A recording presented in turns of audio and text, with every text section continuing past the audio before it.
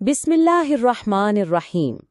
तर्जुमा, अल्लाह के नाम से शुरू जो निहायत मेहरबान रहमत वाला है। आप देख रहे हैं दिल से बातें 454, जहां कहानियां बनती हैं सबक और बातें जाती हैं दिल तक। खुद गर्ज देव। एक दफा का जिक्र है, एक देव था जिसका एक खूबसूरत बाग था। बच्चे रोज दोपहर को वहां खेलने आते और बहुत खुश होते। एक दिन देव लंबे सफर के बाद वापस आया। जब उसने बच्चों को बाग में खेलते देखा तो गुस्से से कहा, ये बाग सिर्फ मेरा है।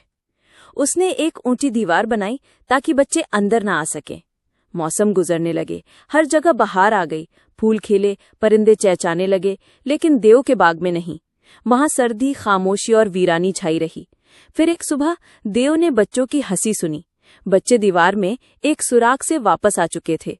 उनके साथ बहार भी आ गई, फूल, परिंदे, धूप।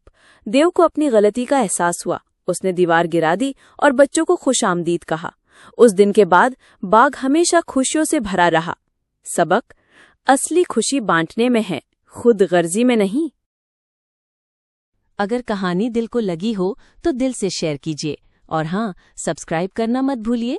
मिलते हैं अगली बात में, सिर्फ दिल से बातें 454 पर।